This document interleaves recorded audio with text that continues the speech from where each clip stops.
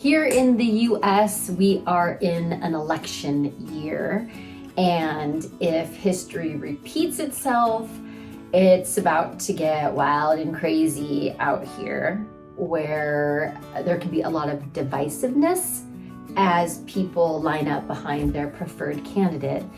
So I'm thinking about what kind of relationship rules we can put in place so that we can maintain our connection to each other no matter what happens.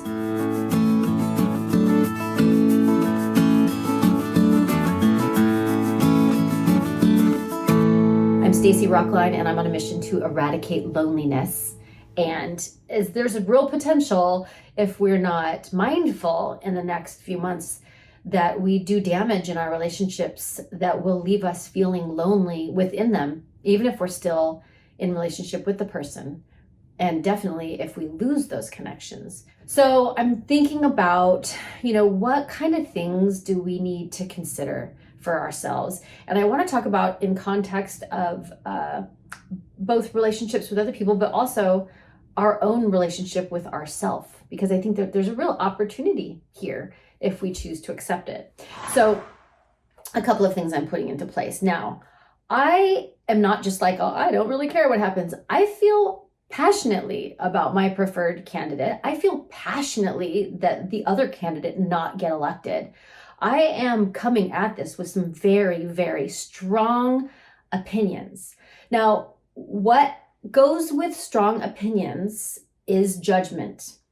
And I am completely guilty of listening to somebody's opinion and thinking like, what an idiot, or how could they, or do I even know this person, or can I even trust this person? Like, I'm a human. That happens. Whenever we have strong opinions, it's like judgment kind of sticks itself to that, because it's a judgment kind of to have an opinion, but it can be a place where I judge other people.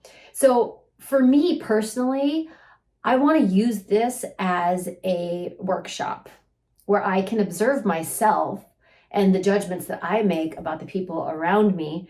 And I can really examine that and decide who I want to be, because I want to be a loving, generous person. And I'm going to have more judgment than usual, probably in the next couple of months. So I'm kind of using it like a workshop.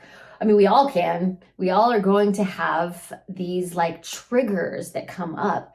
And what an opportunity for us to see, can we have an opinion about something and have values that are important to us and yet still be generous and loving that the other person is still also a human, even if their opinions are different than us. I think it's a real personal opportunity that I am intending to use.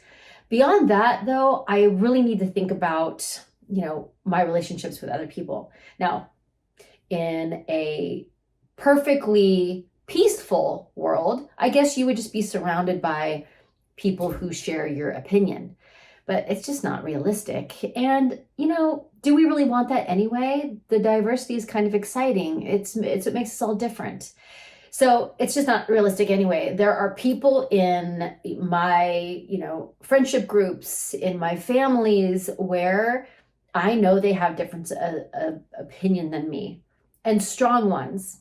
So here are some of the ways I'm planning to approach it. There are certain people who are going to feel very impassioned at this point in time. And this is going to be like what they talk about. It's kind of like, when someone finds, the cliche is like, I don't know, CrossFit or veganism or whatever. The person gets really excited about it and they want to talk about it all the time.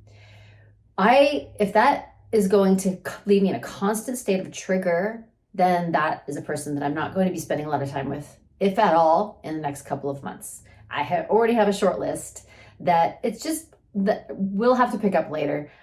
I will not be able to maintain a strong relationship with someone if I know that they're particularly argumentative, if they can't not talk about it. And so that's a hard boundary. Now, there can be a less hard boundary if it's just somebody who we can just agree, hey, let's leave this particular topic off of the table for the next couple of months so that we can maintain our connection to each other. We have so many other things in common. We don't have to discuss this, especially since, we're not going to change each other's opinions. no one's going to change mine. I mean, I know that that's true. So why would I ever think that I could change somebody else's? So then you ask yourself, well, where do I put that energy, right? What does matter? How do I take my passion and use it for something? Well, use it for, someone who does want to have a conversation because they're curious. If you can find one of those, use it for whatever support your side of the fence needs. There are places for you to go, like feel that impassioned, motivated, inspired feeling where it doesn't do damage to relationships. It's just really important that we are mindful when things get really heated. And it would be a mistake for us to think that we're going to go into this next part of our lives and things aren't going to get heated.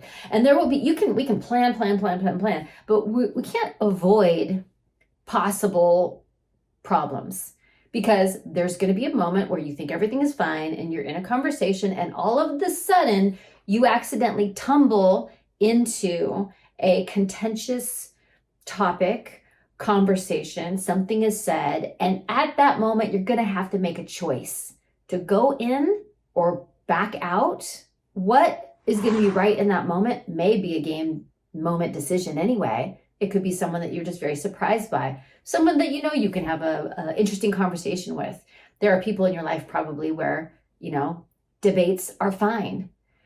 But if all of a sudden you stumble into territory, you may have to put a boundary in the moment, a spontaneous boundary where it's like, whoa, I think we're going to end up saying something that we can't take back, and we may end up hurting each other in this situation. So let's just back out before we go down that road with each other. So you kind of have to prepare for the unexpected as well.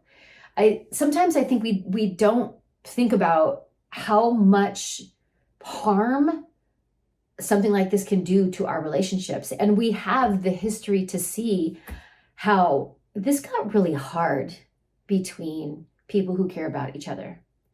There was hurt feelings, damaged relationships, splintered families, separated partners. Like, it really changed things. And so now we can go in with some wisdom and figure out ahead of time how we're going to stay connected with the people we care about during this hot moment as we prepare to line up on different sides of an issue.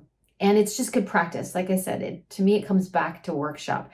This is my personal judgment workshop. This is a boundary workshop. It's relationship workshop. It's all kinds of workshop if we choose to see it that way. So please think about, if you are in the States and you know that this potentially could cause problem in your relationships, think about what kind of things you need to sort of think about ahead of time, how you want to handle some of these situations, and what you can do to put some safety around your relationships so that you stay connected no matter what happens, because it's not going to end at election. There's going to be people who are bummed out, sad, really upset, people who are excited, but that can also be painful for someone else. So the mess is going to continue, but we are personally in charge of our relationships, and we can do this. Okay, good luck. I'll see you next time.